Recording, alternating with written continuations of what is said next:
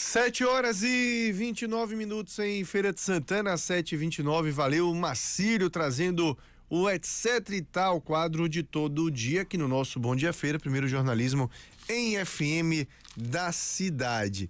Bom, o limite é amanhã para acertar as contas com o Leão, né? O prazo final para a entrega da declaração do imposto de renda está chegando ao fim, termina amanhã, sexta-feira. A gente vai conversar agora com Gustavo Breitenbach, delegado da Receita Federal aqui em Feira de Santana, que vai fazer um balanço sobre o processo de entrega da declaração em nossa cidade e também esclarecer dúvidas, né, que contribuintes ainda têm sobre os documentos necessários. Gustavo, muito bom tê-lo aqui conosco, agradecer a disponibilidade de sempre conosco, né? Pelo menos uma vez por ano, é certo, a gente está te incomodando, chamando você para vir aqui para poder esclarecer essas dúvidas que sempre tem, as pessoas sempre, né, têm dúvidas a respeito disso. E eu quero começar pelo mais básico, né? Quem deve fazer a declaração do imposto de renda? Porque tem muita gente também que só se atenta. Esse ano eu preciso fazer também quando o prazo está chegando, né? Então muita gente vai ter essa notícia a partir de você agora que precisa fazer. Quem é que precisa fazer? Bom dia, bom demais tê-lo aqui conosco. Muito obrigado, tá? Bom dia, Fernando, bom dia. É muito bom vir aqui. É uma oportunidade que a gente tem de chamar a população para esse prazo que está acabando. Essa semana eu tenho ido a algumas emissoras de rádio, até a TV, para justamente fazer essa chamada. O prazo acaba agora, sexta-feira, dia 30, às 23h59, e a gente sabe que o último dia sempre é o dia que mais a gente recebe declaração. Então, a gente sabe que nessa correria do dia a dia as pessoas acabam deixando para o último dia, mas a gente já tem recebido bastante declarações, né, nessa reta final. E assim, é muito importante a pessoa se atentar a quais são as obrigatoriedades para fazer a declaração do imposto de renda. Lembrando, fazer a declaração do imposto de renda não é o mesmo que estar obrigado a pagar imposto de renda. Sim. Muitas pessoas, inclusive, terão direito à restituição. Mas existem condições que fazem a pessoa estar obrigada a fazer a simples declaração. Como, por exemplo, ter um rendimento que ao longo do ano passado, 2024, de até R$ 33.888, o que equivale a aproximadamente R$ 2.800 por mês. Tem gente que tem renda variável, então tem que fazer essa conta, já estaria obrigado a fazer a declaração. Ou teve uma renda da atividade rural, um faturamento da atividade rural acima de R$ 142 mil, ou recebeu rendimentos isentos por algum motivo acima de R$ 200 mil, ou mesmo não tendo renda nenhuma, tem um patrimônio que supera R$ 800 mil. Então isso já são condições para a pessoa estar obrigada a fazer a declaração. Uma vez feita a declaração, que nós chamamos de declaração de ajuste anual, você vai informar toda a sua renda do ano de 2024, as suas despesas dedutíveis do ano 2024, e o programa vai apurar se você tem imposto a pagar ou imposto a restituir. Pois é, e muita gente tem essa dúvida também do que deve juntar ali na declaração, né? Porque isso faz diferença justamente para esse cálculo, né? Se tem a pagar, se tem até a restituir também. Queria que você explicasse um pouco o que juntar e quais são as situações que levam, né, a pessoa a ter que pagar o imposto e que levam a pessoa a receber restituição de imposto também. Tá. Então vamos lá, a primeira coisa é declarar os rendimentos, tá? O rendimento que você teve do seu trabalho, seja ele de carteira assinada, seja você um profissional liberal, que você teve como dono de uma empresa, que você teve como MEI, por exemplo, né? Porque o MEI é um CNPJ. O faturamento do MEI você vai declarar lá na declaração do MEI, que inclusive termina o prazo agora sábado também. Mas você tem que fazer a declaração do seu CPF, da sua pessoa física. Então você pode ter rendimentos do MEI que podem ser obrigados a serem declarados agora no imposto de renda da pessoa física. Uma vez você juntando todos os seus rendimentos, você pode fazer algumas deduções com dependentes, filhos, cônjuge. Agora lembrando que se você fez uma declaração em conjunto, tem que informar a renda também do cônjuge, ou se seu filho também, menor de 24, porque ainda está na universidade, teve rendimento também. Depois outras despesas, se você teve algum pagamento de despesa de saúde que você fez particular, se você fez algum pagamento de educação particular, plano de saúde, essas são despesas dedutíveis. E a partir daí, a declaração vai verificar, o programa vai verificar se você pagou alguma coisa de imposto de renda no ano passado. Por exemplo, quem tem carteira assinada normalmente tem a retenção direta na fonte. já vem descontado. E às vezes esse desconto, quando você junta as deduções, foi maior do que você estaria obrigado a pagar. E aí surge a restituição. Isso é muito comum para quem tem a carteira assinada, servidores públicos. Normalmente tem um impostozinho a restituir no ano seguinte, agora 2025. Geralmente é com quem tem aquele já recolhido na fonte, como se fala, né? Perfeito. Por quê? Porque o que acontece? O cálculo do rendimento na fonte, ele é com base no seu rendimento. Uhum. Então você foi recebendo o salário ao longo do ano e foi tendo o retido na fonte. No ano seguinte, você vai juntar todas as suas despesas de saúde, despesas de educação, um valor que é possível deduzir por cônjuge que você coloca na declaração, e isso vai abatendo do imposto a pagar, do imposto devido. E aí pode ser que você tenha sido retido de imposto de renda ao longo de 2024 mais do que você deveria ter pago. E aí gera o valor da restituição. O valor para quem tem imposto a pagar, a gente lembra também que sexta-feira não só é o prazo da declaração. Quem tem que pagar imposto, seja em cota única ou quiser dividir em 8 cotas, essa primeira cota também vence agora sexta-feira. Então, quem estiver obrigado a fazer a declaração e não fizer, vai estar sujeito a multa, e quem está obrigado a pagar e não fizer também estará sujeito a uma multa. Para quem tem imposto a restituir, o primeiro lote já é agora também sexta-feira.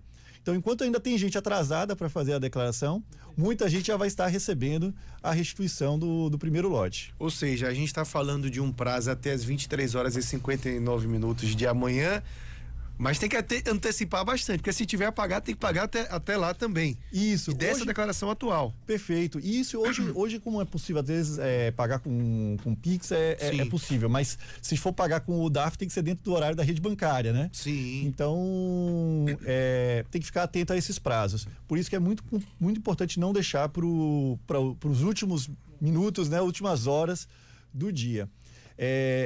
A gente chama atenção a questão das complicações para quem deixar de fazer a declaração. Sim. Tá?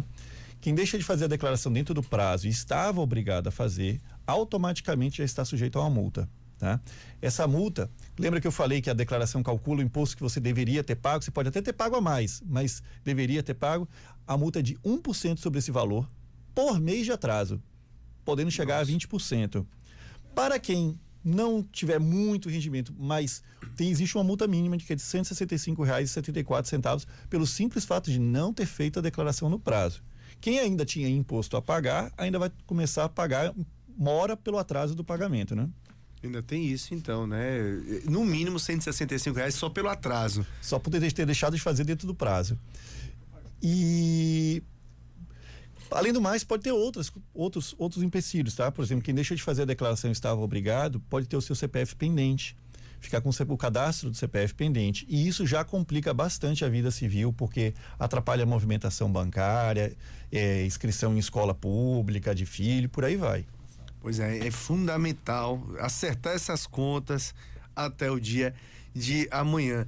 Agora, eu queria tocar num ponto, né, quando a gente fala de declaração, do pós-declaração, a tão temida malha fina. Tem gente que só descobre o que é ela quando cai nela, né? Como evitar cair na malha fina? Ela, de fato, acontece porque a declaração foi feita com alguma falha. Queria que você explicasse um pouco pra gente sobre isso. Tá, joia. Primeiro, desmistificar um pouco a malha fina, tá? Todo mundo teme a malha fina, mas a malha fina nada mais é do que uma inconsistência entre o que você declarou e o que os outros declararam para você. Eu acho que antes até de a gente falar da malha fina, é interessante falar da declaração pré-preenchida. Tá? Sim. A Receita Federal, de alguns anos para cá, tem cada vez mais deixado à disposição do cidadão a maior quantidade de informação possível de que a Receita tenha conhecimento. Tá? Então, antes mesmo de você fazer a declaração, a gente já está na declaração pré-preenchida informando quanto a gente sabe de rendimentos que o contribuinte teve, porque as empresas informaram, quanto a gente já sabe de despesas de saúde que o contribuinte teve, porque os médicos ou os planos de saúde ou os outros informaram. Então, assim, a gente tenta apresentar o máximo de informação. Então, o contribuinte com a pré-preenchida, e para ter acesso à pré-preenchida, basta ter uma conta Gov ouro ou prata. Né? Hoje, bastante gente tem conta Gov nesse nível. Então, assim, você já pega essa informação, agora tem que conferir, porque tem informação ali que os outros informaram que pode estar errada. Então, é importante que você tenha a documentação, confira e faça a sua declaração. No final das contas, você está assinando com uma conta Gov Ouro Prata, você está assinando a sua declaração. Pois bem, fez a declaração, 24, 48 horas depois, pode entrar no mesmo site e conferir como é que está o estado da sua declaração. Se ela já está como processada ou se ela está em malha. Malha nada mais é do que a inconsistência entre o que você apresentou e os outros apresentaram. E a própria Receita já vai te dizer, a inconsistência é essa. Você vai olhar, vai verificar se realmente foi um erro de digitação ou se o seu documento que você tem na mão está certo, que na verdade quem errou são os outros, e não vai fazer nada na declaração. Mas malha nada mais é que isso, é um cruzamento de dados e apresentando para o contribuinte a essa divergência. Hoje não precisa ter medo da malha e a gente incentiva que o contribuinte olhe 24, 48 horas depois o processamento dessa declaração para não esperar uma surpresa futura. Porque o que acontece? A Receita dá um prazo para que o contribuinte se regularize caso tenha alguma inconsistência. Caso o contribuinte não regularize, aí sim essa declaração vai ser processada e aí sim pode ter o lançamento de um imposto, de um auto de infração e uma multa vinculada. Mas isso normalmente só vai acontecer com quem fizer a declaração e esquecer, deixar para lá. Caso o contribuinte tenha certeza que as suas informações estão corretas, logo que virar o ano, a partir de 1º de janeiro do ano seguinte, o contribuinte já pode entrar com o pedido de análise dessa malha para que seja liberado logo dessa malha. Agora, uma outra situação é a pessoa que fez a declaração no prazo, até não caiu na malha, mas se lembrou de alguma outra despesa, de alguma outra coisa depois. Após sexta-feira, após o prazo, ainda é possível retificar? Sim, eu vou dar inclusive a minha situação. Eu estou nesta situação. Eu fiz a declaração, já foi processada, a declaração já está liberada, eu já tenho direito à minha restituição. Só que depois eu descobri mais um recibo odontológico que eu não tinha colocado. Isso vai, inclusive, aumentar a minha restituição. Eu vou esperar receber primeiro o primeiro lote, depois eu retifico, coloco esse recibo que eu esqueci de colocar, vai dar a diferença da restituição e eu vou cair provavelmente essa restituição num próximo lote. Então, assim, só para deixar exemplificado que sim, todo mundo que fizer a declaração, inclusive se não tiver toda a documentação, faça mesmo assim e depois, se encontrar alguma divergência, retifica logo que souber da diferença. Perfeito, viu, Gustavo? Muito bom tê-lo aqui conosco. Foram dicas importantes, esclarecimentos de dúvidas mesmo, até minhas também, né?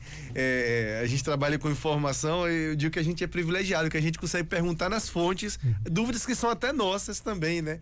E passar para as pessoas, porque pode ser dúvidas de muita gente também. Agradecer e fica o espaço, né, para algo mais que você queira acrescentar também e dizer que é sempre uma satisfação grande ter esse contato direto contigo, né?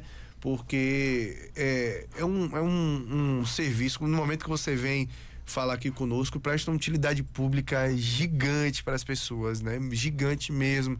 Muita gente agora já tem na cabeça o que fazer, o que é que vai juntar na declaração, tudo isso a partir de um papo como esse aqui. Eu que agradeço o espaço, né? Porque assim, a gente pode vir chamar a atenção para a população que esse prazo está acabando. A gente tem uma estimativa aqui, só para o município de Feira de Santana, de 89 mil feirenses fazendo a declaração. E eu tirei esse dado hoje de manhã. Nós já temos 70.200 declarações entregues. Faltam ainda umas 18 mil declarações de contribuintes do município de Feira de Santana. Então, imagina também as cidades, os municípios ao redor. Chamando a atenção, então, para esses 18 mil que ainda não fizeram a declaração, que o prazo acaba amanhã. Pois é, amanhã, corre, viu, gente? 7h43, conversamos então com o Gustavo Breitenbach, delegado da Receita Federal aqui em Feira de Santana. Acertei o nome agora, né? Chegando lá. Breitenbach. Não tem o T, o som do T no final. Pois é, nome alemão, meu amigo, a gente vai tentando chegar lá. Gustavo Breitenbach, delegado da Receita Federal em Feira de Santana, esclarecendo dúvidas, né, sobre a declaração do Imposto de Renda Pessoa Física 2025, calendário 2024. 7h43, vamos ao intervalo comercial, a gente volta já. Princesa! Aqui no Sicredi, a gente